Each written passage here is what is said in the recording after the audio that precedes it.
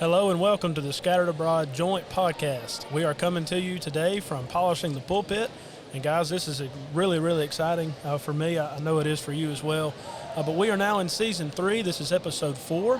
And we are just extremely grateful for the Lord's blessings on this network and thankful for you for listening today. Now, our season is entitled Behold Our God.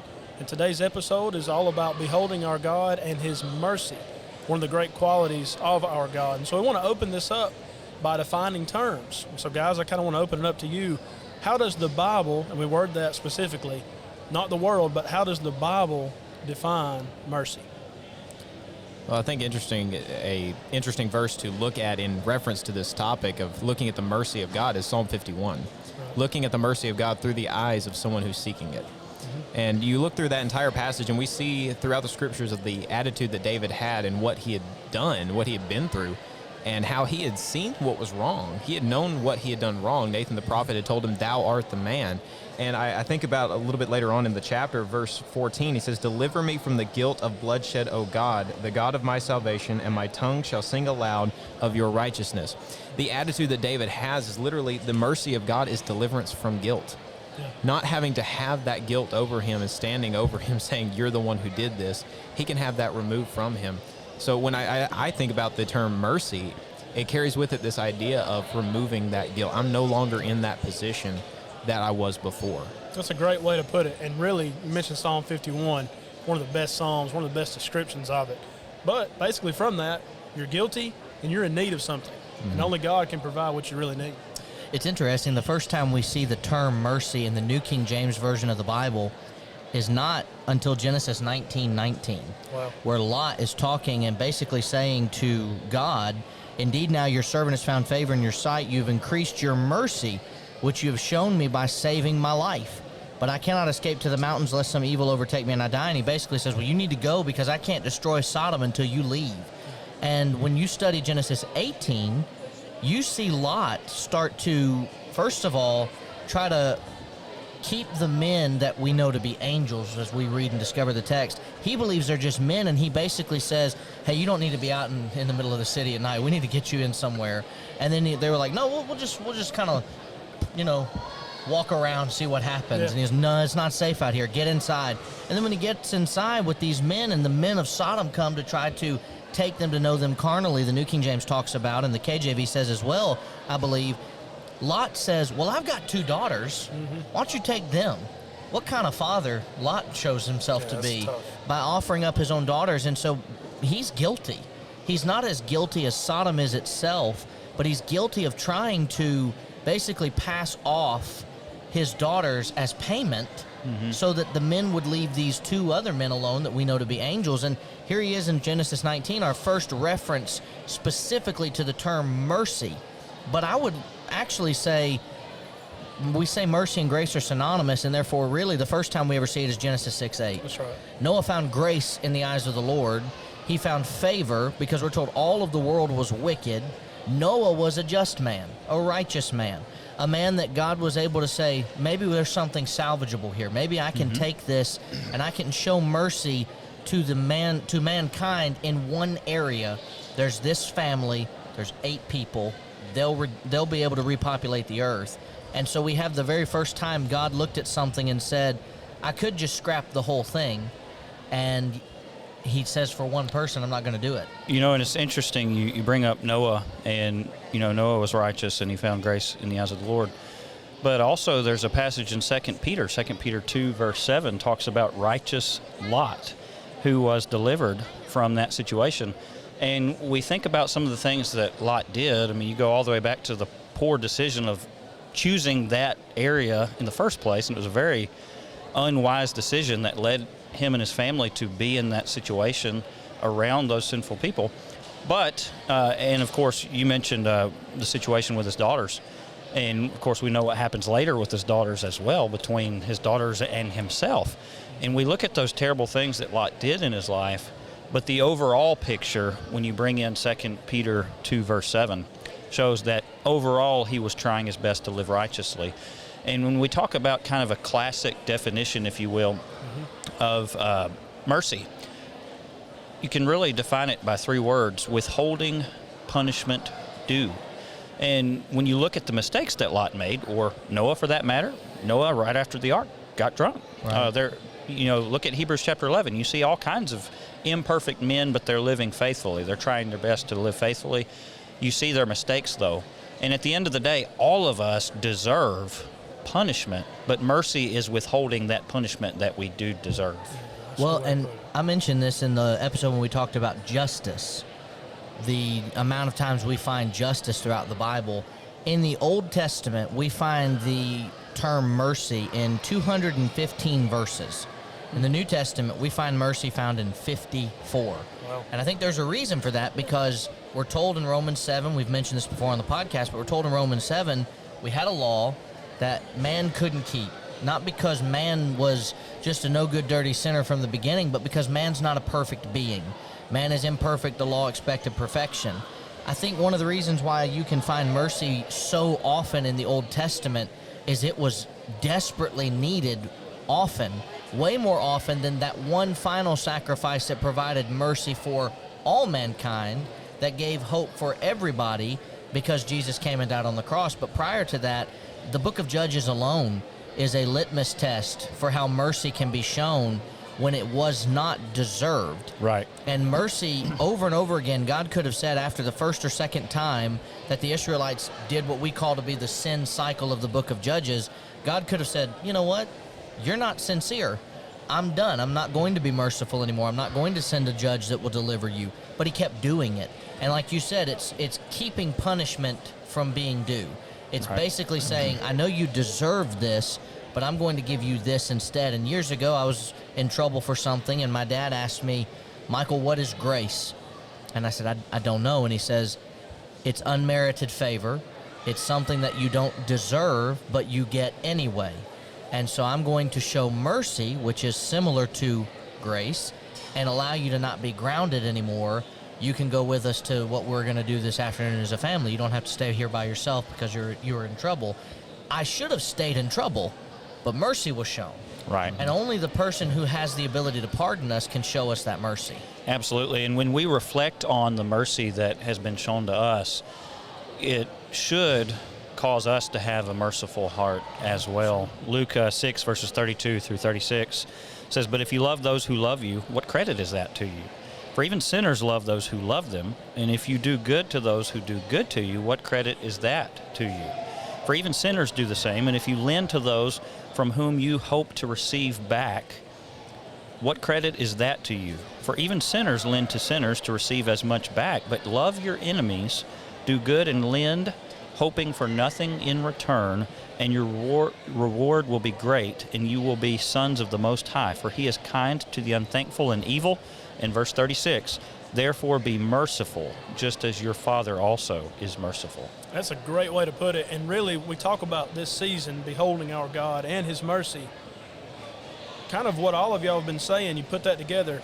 Somebody's guilty is charged, and only God is the true source to say, I can make things better. And only by his mercies are we not consumed. We find that in Lamentations chapter 3. Yep. But thinking about some of the descriptions of God, God is the Father of mercies, 2 Corinthians 1:3. We were dead in sins, but God who is rich in mercy. That's Ephesians chapter 2 and verse 4. Psalm 86, he's abundant in mercy. So we behold our God and his mercy. That ought to make us extremely grateful and humbled by the fact, like Michael, what you just said, we deserve death, really. Romans 6:23, that's the wages of sin. Yeah. But God, who is rich in mercy, sent Jesus to die for us so we can be pardoned from that. That's just incredible. So Yeah. now as we think about mercy, it's a description of God. It's something that he blesses us with and gives us. We turn it around and ask this question. And again, if we ask the world this, we might get a different answer. But is mercy a sign of weakness? Yes, but not on who we think. Okay. It's a sign of weakness on man's part. Mercy is only needed because man is weak. Yeah. Mercy is only needed because man messes up. If we look back in the Garden of Eden, where was the mercy in Genesis chapter 1 and 2? There was none. There was none needed. Everything that Right. God had created was good. It was acceptable. It was not until man made a mistake that mercy was needed, wherein we find in Genesis 3:15 even the first overall idea of mercy. It'll bruise your heel, but he's going to bruise your head. That's it. You're going to die. You're not going to have a blow that will not be delivered, that won't be a death blow. You're going to have a big suffering from what you've done. That's the first time mercy is really talked about in the Bible, but it's not said specifically. It's an overall theme, and it's because man was weak. Right. And so, yes, mercy is a sign of weakness, but not on God's part. Mercy is a sign of weakness because man needed it. Yeah. And if we weren't weak, we wouldn't need it. And one of the things that is amazing about the Christian walk is, we've said on an episode recently, it's not a hospital. That's not what the church is. It's a rehab center. We're going to learn how to do something and be back to where we were supposed to be in the very beginning. We're relearning what life should be about. Mercy and man go hand in hand, because without it, man will always be lost. And if that's because of God's weakness, then we have a misunderstanding of what the Bible teaches. So yes, it's a sign of weakness, but not how people might want to say it. Some might say God needs to be wrathful and vengeful, but he's merciful. Well, and the power of God is displayed by his mercy. The gospel is described in many places as power. Romans 1:16, the power of God unto salvation. 1 Corinthians chapter 1, verse 18, and other places it talks about the power, the preaching of the gospel, and the power that goes with it. And so it's not weakness, it's actually the opposite of weakness. It's powerful. It's what allows us to be saved, even though, again, we don't deserve it. Yeah. Absolutely. Well, I think adding to both of those points, it's almost like a formula you can look at.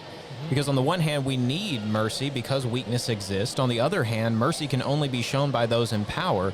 And in Matthew chapter 11, verses 28 and 29 in particular, Jesus says, "Come unto me, all ye that labor and are heavy laden, and I will give you rest." It says that he is meek and lowly. Meekness is defined as strength under control. God has the power to delve out judgment as he sees fit. He has the power to destroy us for what we've done. Right. But because man was weak, and because God wanted to show that he had the power to forgive, he expressed meekness. He restrained from that power and gave us the opportunity. He gave us that opportunity. We see that in Genesis chapter 3 as well. I mean, think about what God could have done with that situation. This is the perfect creation that he had made. And he said that man was very good, even more than the perfect creation that he had. He says this is the cream of the crop. We read in James that we are to be a first fruits of his creatures. That's how he views mankind. And they betrayed him. They just looked at him, looked at all he had given them, and stabbed him in the back. But instead of just wiping them out, I mean, you think about it, he could have just wiped them out and started over again. Yeah. It would have been easy for God to do. I mean, he'd just done it. Yeah. But instead, he gave them a choice. He gave them an opportunity to come back to him. He expressed that meekness and that mercy all in one form. So really, what God showed was far from weakness by showing mercy. He showed more power than many of us could even dream of understanding. Well, and we live in a world where might makes right, and it's all about being strong. And if you show any kind of mercy to somebody, well, that's weak. But when you're the recipient of mercy, you have a totally different perspective on it. Well, and you think about the sacrifice that was required so that we could have mercy. And if we were to somehow try to put ourselves in God's shoes, how many of us could even fathom doing what God did for us? Well, there's no way we could. I mean, I know I look at the love that I have for my son, and, you know, you like to think maybe altruistically that you would sacrifice your son for X amount of people, but would you really do it? Yeah, you know, God really did it. He sacrificed his son. Yes. You know? And the love that he had for his son, but the love that he had for us so much that he was willing to sacrifice his son is truly unfathomable and amazing. Well, even adding on to that thought of what you just described there, with how many of us would do that? We think about the position of God and Jesus in that situation. How many people do we see that when they're told they're about to die, fall apart? I mean, they absolutely break down under the stress and the strain of what that was. Jesus knew from the moment he was born what was going to happen to him. Right. He lived 33 years knowing, I'm going to die in one of the most gruesome ways imaginable. And instead of breaking under that pressure, he stood in the Garden of Eden, or the Garden of Gethsemane, and prayed to his Father, if it be any other way, I'll do it, but not as I will, but thy will be done. He had the strength to say, look, this is the plan. Right. This is what has to happen. Yep. He could have called all those legions of angels, Right. but instead showed mercy. Showed mercy to everybody in that situation. I think about, too, it's I know we're kind of going off a little bit, but when Malchus's ear was cut off, Jesus restored that ear. Yeah. And I've always wondered, man, I wonder how Malchus must have felt in that moment. He didn't have to extend that mercy. That's just who he was. And that's who God is. He is a God of mercy. To describe him that way is pretty important. And so we've defined mercy. We've noticed that that's a description of God. We've noticed that mercy is a sign of weakness from a human perspective, but it's not a sign of weakness on God's side. But now let's think about this. We've kind of already touched on it, I believe. What is the most difficult case of mercy that has ever been shown? I think it kind of is a situation that's hard to determine based on a broad spectrum like that. But you see the situation of Christ coming to earth and what he did in that sense and how that would have been a horrible experience. But we also can look at a situation of mercy. God extended mercy to Judas. Yeah. Judas rejected that opportunity. I mean, you think about it. How do you think God would have accepted him back if he had done what he did and then made it right? He did with Peter. Yeah, he did with Peter. Peter did the same thing in a less, I mean, he didn't actually say that he was giving him over to the Pharisees, but Peter rejected him as well. Right. He saw what was happening, denied him, and left. Wow. So he offered it to Judas, even the man who had caused all this to happen. But the reality was this was the prophecy, this was what was going to happen. But Judas still had that opportunity of mercy as well. He did. But rejected it. Wow. Peter and Judas are two good examples. What else? I struggle with saying that Jesus' example was the most difficult case because we've said that we would do anything for those that we love. And when we read that God so loved the world that he gave his only begotten son, then I know that God loved me enough to redeem me. But I do know that that was a difficult thing to do, to offer up your child. You know, your only begotten son is not easy. But I would look at it almost threefold. I would say the chief example would have to be Christ. I can't take that away from him. That just seems unscriptural to do that when we read the whole message of the Bible is Jesus is coming to provide mercy and grace and hope. I think the second example, though, that can really kind of come to mind has to be the church showing mercy when there are people who have stumbled. In fact, in 1 Corinthians chapter 5, you have a group of people in Corinth that are basically glorying in their tolerance and acceptance. And Paul says, you deliver such a one to Satan, you get rid of him, you take him and you withdraw from him. And they did that too well. I mean, they went too far with it. And he had to write in the very next letter, hey, I know I told you to withdraw from him, but he's changed. Reaffirm your love to him. Be merciful to him. Show him what you expect to be shown. And the third one has to be myself. Yes. In Matthew 18, the parable of the unforgiving servant, the man who had such great mercy shown to him, who did not go out and show it to others, is a cautionary tale in verse 35 where he says, my Father will do to you if you also are not forgiving. If you're not someone who's known to show mercy, mercy won't be shown to you. And so the most difficult cases of mercy that have ever been shown, obviously Jesus' example is chief. The church comes second because that's hard to do, and there are times where hurt feelings take place and people just say, you know what, I'm going to pick up my ball and I'm going to go home. And that's not what mercy is. Mercy, in some cases, like we said, it's punishment due that's withheld. That's also meaning that if somebody's trying to do what's right and they've changed, I don't continue to bring wrath toward them. Jude 1, 22 and 23, some you save with compassion, others you save with fear. We can't save everybody the same way. And that final one is myself. If I don't show forgiveness and mercy to those that are around me on my daily life and in my daily walk with Christ, I cannot be surprised if I don't get mercy back. That's Galatians 6. In chapter 6, 1 through 7, we always say, you reap what you sow. Brethren, that's not what the verse is talking about just generically. It's speaking specifically about what's been taking place in those first 6 verses, which is this.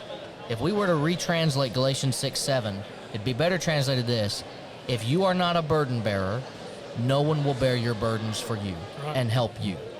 You reap what you sow. If you sow to the flesh corruption, you'll reap corruption. If you sow to your spiritual life, the type of person who is not merciful, then you will reap the non-mercy of God. It'll be an unmerciful end for you. Right. And so that's a roundabout way of saying it's still Jesus number one. Yep. But we do have to look at the church and ourselves to make sure that we're in check with what we need to be. Right. Well, I think the me there, because my mind immediately went to Luke 23 when Jesus said, Father, forgive them, they know not what they do. I mean, you talk about a moment of mercy for the people who have just been yelling, crucify him, couldn't wait for him to see that. And yet I need to realize that I'm at the foot of the cross when he said that. Yeah. You know, we talked about that in Ephesians chapter 2. You were dead in trespasses and sins. God, who is rich in mercy, had you in mind. And so that's really good to bring out the you there. Yeah. What about the Apostle Paul? Yeah. I think about that. 1 Timothy chapter 1. He said, but I obtained mercy. I did it ignorantly in unbelief. This is somebody who was killing Christians, and he was on his way to do even more damage. And God distributed and exhibited his mercy for Paul and for the rest of the world. Paul is a case study of the mercy of God, in my estimation. I mean, you take somebody from that background and turn them into such an influential person in the kingdom. We're still talking about him today. We've referenced the book of Galatians, Ephesians. Coming from a background of somebody who obtained mercy, it's extremely important. Absolutely. I've got one from the parables, but that really gets into our last point. So I think I'll save mine. I'll save mine for our last point. For sure. I think just to kind of add on to what you were talking about there with the Apostle Paul, and the attitude that he had, he viewed himself as chief among sinners. He did. He viewed himself as, I've done so much wrong. And I think about that mercy and forgiveness are kind of coinciding words. Sure. They have to exist together. And I think about what happened in Matthew chapter 6 and Jesus speaking on the parable on the Mount. He says in verse 14, he says, for if you forgive men their trespasses, your heavenly Father will also forgive your trespasses. Follow that in verse 15, but if you do not forgive men their trespasses, neither will your heavenly Father forgive your trespasses. God is, from the get-go, trying to express to his people that you're supposed to have the same kind of mercy that I do. That's right. He solved the situation. And with Paul, he has this moment of, he feels like it's the worst of the worst, that he had seen this mercy, and he understood it probably better than a lot of us do. Right. Because, while we don't express ourselves and say there's so many sins, that guy's way worse than I am or something like that, that's not the point. We all come before the cross. Sure. And we all have sin in our lives, as we read in Romans 3:23 or in Romans 6:23. But we have this attitude that we should have of forgiveness. Yeah. And we have that attitude. We want to remove that guilt. We want to be able to leave that behind. And so when we look at the idea of forgiveness, it can be difficult sometimes even to forgive ourselves. Yeah, that's right. Sometimes we hold that guilt over ourselves even more than God does. And that can cause us to veer away. That can cause us to fall in our own faith. Because if I can't even forgive myself, how can I believe God will forgive me? Yeah, good point. Got to be able to give ourselves mercy sometimes too. So there's some great thoughts. Hopefully helps us all appreciate mercy more. But we do have one more point we want to get to. But before we do that and transition, I'm going to turn things over to Michael because we have a special sponsor. He's going to say a few things about our sponsor. Yeah, the Memphis School of Preaching was kind enough to give us these Camelback little, I never know what to call them. They're like a Yeti, but they don't keep it cool or hot for a long period of time. This is already off the rails, but we're going to go with it. And the Memphis School of Preaching was gracious enough to give each of our hosts those for these episodes this year on the Scattered Abroad Joint podcast. We're grateful to MSOP for all the work that they do. All of our hosts that have been on the show this season have been sponsored already by MSOP and the 2-year education that they received. We're grateful so much for all of the efforts that they put in training gospel preachers. And if you're interested in going to learn about preaching the gospel, you can look in the show notes and all of the school's information will be there. And you can come to an event like Polishing the Pulpit. Our students do that every year that PTP has been going on. For the last several years, our students have been attending that great event. And we're thankful that PTP is back and that MSOP students are back attending. So if you have anything that you want to know more about MSOP or you want to report on the school, check out the show notes for more information on that. And we're grateful to MSOP for sponsoring this episode. Amen. Well said. And we all appreciate MSOP very, very much. So as we transition into this final point, we've already kind of touched on it about how Jesus was able to implement mercy in his ministry. But on this one, let's think about this because we find in Acts chapter 1 and verse 1 what Jesus began to do and to teach. So he was able to walk the walk and talk the talk. But specifically, how did Jesus teach mercy during his ministry? Well, I think mercy is all over the parables. There's several that Yeah. really teach the concept of mercy. A couple that really come to my mind would be in Luke chapter 18, the parable of the Pharisee and the publican. Yeah. Oh, yeah. The Pharisee gets up and has this elaborate speech of a prayer, and I'm so thankful I'm not like this guy over here. The publican gets up and he says, Father, please be merciful to me, a sinner. Right. He got it. He understood that ultimately he needed the mercy of God. He realized who he was, how little he was compared to God and what God did for him, and he needed mercy. And so he begged for the mercy of God. Another one is Luke chapter 10, the Good Samaritan. Yeah. A certain lawyer comes up and thinks he's got Jesus. And so he wants to know, okay, what I need to do to inherit eternal life. And Jesus tells him, love God with all your heart, soul, mind, and strength. Love your neighbor as yourself. Okay, what else, basically, is the idea. And Jesus gives him this parable of the Good Samaritan. And you've got this guy who is on the road to Jerusalem to Jericho and gets beaten up, robbed, stripped of his clothing. He's laying there and he needs help. A priest comes by. Well, surely a priest would understand mercy. No, he doesn't. He walks by, looks at him, and keeps going. Then a Levite comes by, walks at him, looks at him, keeps going.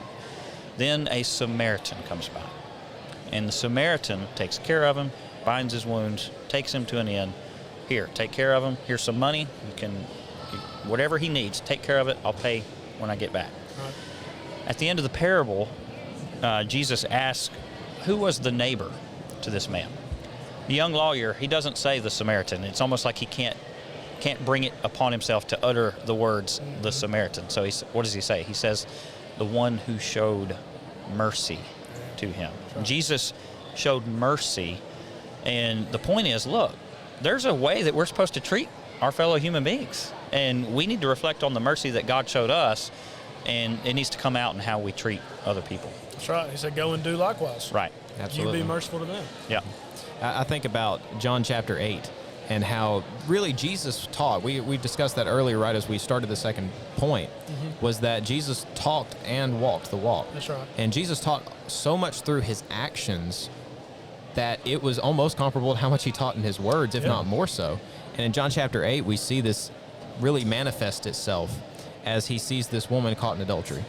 And we know throughout the scriptures that the Pharisees, that the leaders of the day were constantly trying to trap Jesus and trying to trip him up so that he could do something that they could get him for. Well, in this situation, they bring this woman caught in adultery, and the law said she was to be stoned. Yeah. But Jesus did something there that was really powerful and impressive. They were focused on, we're trying to get Jesus. They weren't focused on the justice of what was taking place. They weren't worried about the law. They were worried about getting Jesus. Yeah. And Jesus expressed mercy to this woman. He says, when these people come before him, he says, you who are without sin, cast the first stone. Well, naturally, no one's going to have that attitude of, well, I've committed no sin. And even though they may not have thought Jesus was right on these things or may not have believed in what he said, there's a level of pride there that they weren't willing to cross that line. That's right. They weren't willing to say, I'm without sin. And so they all left, and Jesus looks up and says, where are your accusers? There's none left. Neither do I condemn you. Go thy way and sin no more. He temporarily removed her guilt until she did something else. He told her not to sin anymore. He offered her the way out, just like Judas was offered that way out, just like everyone else was. So she had a choice to make in that, but Jesus showed mercy and taught it at the same time. Absolutely, he did. So I'm going to be very quick, but Matthew 18, 21 through 22, we have the beginning of this unforgiving servant, and it's because Peter says, Lord, how often do I do that forgiveness thing that you were just talking about in verses 15 through 17? Up to 7 times, and often I've heard people be very mean toward Peter. How dare he say that? Well, the Talmud required only 3. Long before baseball, Drew, it was 3 strikes, you're out. You're right about that. The Talmud was very strict, and so Peter takes 3, he adds 3 to it, and he takes another one onto it for good measure and says, how about 7? Is that going to be enough? And Jesus says, 7's not merciful enough. 7, yes, but 70 times 7. Always make sure that we're showing mercy as we want mercy shown to us. Absolutely. What about this, what Jesus said in Matthew 9, verse 13, but go and learn what this means. I desire mercy and not sacrifice, for I did not come to call the righteous, but sinners to repentance. And quoting, of course, from Hosea chapter 6. I desire mercy and not sacrifices. In the Old Testament context of Hosea, was God saying, you know what? Forget all those sacrifices I told you have to make. I don't like those anymore. Is that what he was saying? No, he wasn't saying that. He required the sacrifices, but he wanted them to understand the big concept of mercy, and mercy being, those sacrifices paving the way for their mercy, looking forward to the upcoming sacrifice of Jesus Christ, who would then take care of their sins through his blood. And so that's the point. And sometimes we tend to miss the forest for the trees. Why is it that we do everything that we do for God? It should be because we love him with all of our heart, soul, mind, and strength. That's why we do what we do. That's why we worship the way he told us to worship. That's why we organize the church the way that he organized it, and we realize that Jesus is the head of it. Everything that we do, every motivation, on down to what we talked about a moment ago, our prayers. Is it about showing off like the Pharisee? No, it's about coming before God and approaching his holy name and realizing at the end of the day we deserve punishment. But if we're children of God, if we're Christians and we're living faithfully, then we will not receive the punishment that we deserve. We will receive mercy. That's right. And guys, we've talked about this topic of mercy. It's a simple topic. It's really simple to understand, but how beautiful it is to really think about. We've obtained it. So we've noticed God is the Father of mercy. Jesus exhibited that perfectly in his ministry, what he did for us on the cross, and now we have the responsibility as Christians to be merciful to others around us. And so I appreciate all of your comments today, and for you listening, thank you so much for being with us today as we've discussed our God and his mercy. We encourage you, if you haven't already, to check us out on Facebook, on Instagram, check out our YouTube page, but most importantly, we ask that you will pray for this effort as we strive to do this to the glory of God. Thank you so much for listening. May God bless you.